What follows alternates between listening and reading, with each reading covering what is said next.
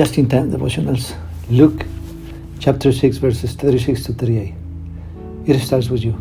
How many times have we reacted against something that made us uncomfortable and that we considered to be unjust?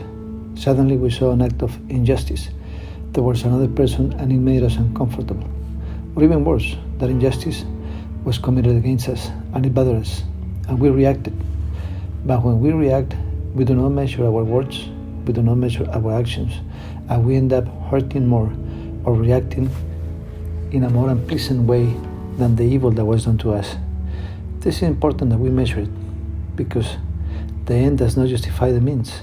We believe that condemning the bad action of others because others did it gives us the authority to condemn it, and in a worse way. Before measuring others, it is important that we learn to measure what is inside our heart. Jesus explained it this way: with the same yardstick that you measure, you will be measured. Jesus also taught us that before we see what is in the other person that is not right, let's look at what is in us that is not right, because we are easy to condemn or to judge, to extend our hand, our finger and say, you did this and you did that, you failed. But when we tell someone that they fail, we are asking ourselves, and how much did we fail? Jesus put it this way: when you want to take a speck in your brother's eye, first look at the log that is in your own eye. We need to learn to react with a healthy heart. And the only way to have a healthy heart is first having Christ in our heart to make us see what is in us is not right, and we can know, and we can renounce that and be transformed by God, be changed by the Lord. Otherwise, all the time we will be looking for someone to condemn. All this time we will be looking for someone to judge. How many times have you lived complicated situations and the first thing that comes to your mind is, who are you going to blame? We had a complicated day at work and we get home and we take it out on our children, on our family, even with the dog. We are always looking for someone's downfall to be able to unload the frustration and the anger perhaps that we have treasured in the heart and that we have not released before God. That bitterness, that resentment of the past that still remains there, that are becoming like a very heavy burden. And the tremendous thing is that everyone is realizing your actions. We can declare to the world that we do not agree with something, that is fine. But what is the intention of the heart? What is the intention with which we do things? We have already seen. What is the intention of the heart? What is the intention with which we do things? We have already seen the beam that is in our eye before telling others that they are not doing things right. What is the intention of the heart when we tell someone that they are not doing things right? What is our intention? To feel good because we did them and they did not? To condemn that person because we consider that he is more sinful than me, simply because she does not sin like me? Or my intention is for that person to be changed and avoid a tragic end? We should think about that. But when it is not like that, we are going to react in a violent way. And the Bible teaches about that because it tells us about the heart. And it says that what contaminates a man is what is in his heart. And according to how our heart is, that way we will think, that way we will see, that way we will have a perspective of things, that way we will speak and we will act. If your heart is hurt, when you see someone looking at you and another person looking at you, what is the first thing that comes to your mind? They are talking about me. And if they start laughing and look at you, you say this is over. Why do you think it is you they are talking about? And it turns out that without wanting to, they turned their eyes and saw you and started laughing. But what they were talking about, it seems that we have a delirium of persecution. Or when you know you did something that wasn't right and they call you and tell you, I need to talk to you, we go ready to fight. We start thinking about what we are going to say and we start to meditate. Well, if he tells me this, I'm going to answer him with this. If he tries to reproach me for this and tells me that I have to change, then I'm going to expose his dirty laundry. I'm going to expose his dirty laundry, because he has hidden things, and he cannot advise me, or she cannot advise me, if first he or she doesn't change his life. We are already going with a thought in our mind, ready for whatever they are going to tell us. And we are carrying 2 stones in our hand and a suitcase full of stones too. Yes, these are injustices. Yes, people make mistakes. Yes, it is not right how others react. Of course you are right. You are right about something that someone did that was not right. Of course, it is not wrong to be right. But the question is, how are we going to react?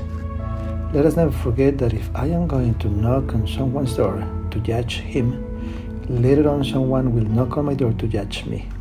What I judge in others is the same thing that Jesus taught. With the same yardstick you measure, you will be measured. Now, is it wrong to judge? Is it wrong to reprimand someone? Is it wrong to tell someone that it is not right? It is not wrong. The question is, how do you do it? And let's not go after the excuse that the truth hurts. I better not say anything because the truth hurts. Every time I say something, then they get upset. Haven't you thought that maybe it is not because of what you said that they got upset, but the way you said it? What was your intention when you said it? Humiliate? Think you are more important? Challenge others or degrade the condition of others? The problem is there in the heart. Maybe we don't measure ourselves because we get to a point where we receive so much during the day and we empty it at home or with the first one that comes in front of us. Pastor, what is the solution to that? God, Jesus said again, come to me those of you who are weary and burdened, and I will give you rest. In other words, you feel tired, frustrated, you have anger inside because you have realized that there are things that are not right and continue to do so, and people do not change. Well, come to me, pray and find rest in God. My beloved friends, maybe what your eyes see will not change for a long time. We cannot change people, and everyone has a different way of thinking. As they say, every head is different. It's a world of its own. But you know how we can make a difference, and I think it's going to help a lot. Starting with us, first step, to be humble, to recognize before God that we are sinners, that we fail, and before telling someone else that they are gossiping because they started talking about us, to recognize that before we realize that that person was talking about us, we talked about 10 more yesterday. That before we told someone else, it is unfair what you're doing to me, it is unjust what you are doing with me. Let us recognize before God that we have been 7 times more unjust with others. This reminds me precisely talking about this. Jesus sits down and begins to preach the word and speak to them through a means that they could understand. He tells them through a story. This is called a parable. And he says to them, once upon a time there was a very wealthy man, a man who had a very good position. He had a servant. This servant owed him. I am going to put it in local currency.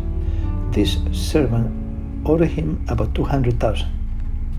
So he called him to collect from him. He was going through a moment of crisis in his house, so he did not have the money.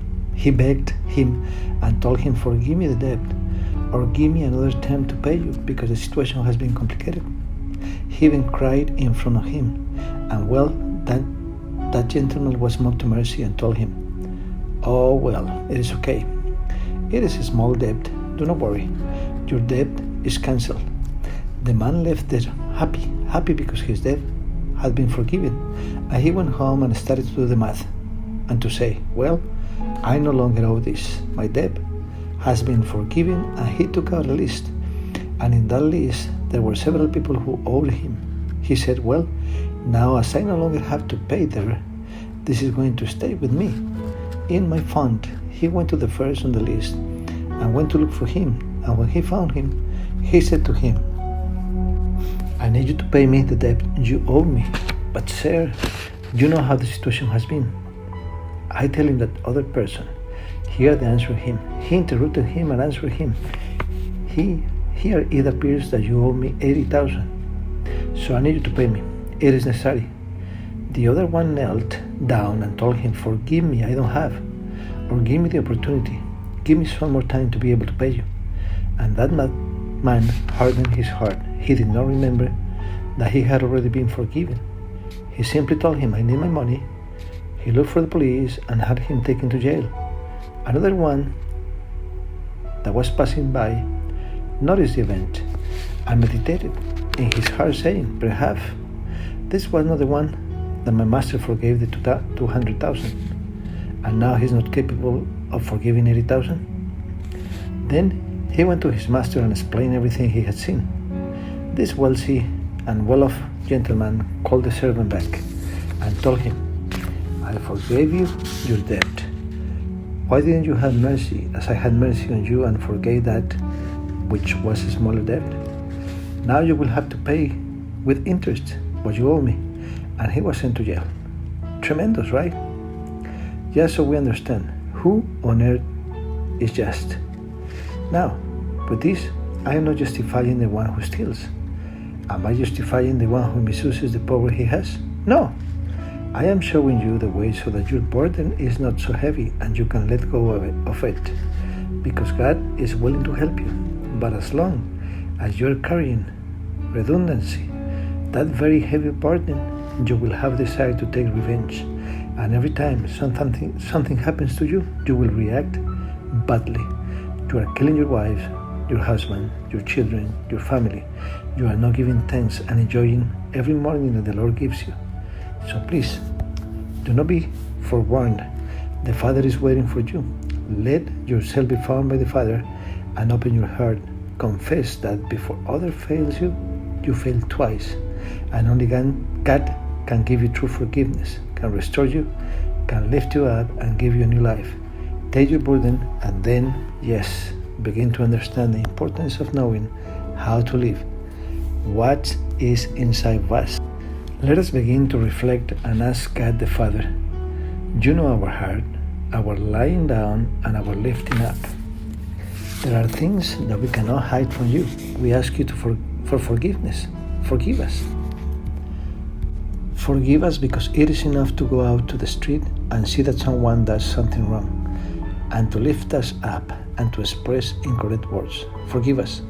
Heal our hearts. We urgently need to be healed, to be tolerant, to receive your love and to be able to express it to others. Start with me today in the name of Jesus. Amen. Today your pastor and friend Elias Hoyos has spoken to you. Remember that God always comes just in time. Also remember that you can enter our YouTube channel, type Devotional just in time and click on subscribe. A hug, blessings.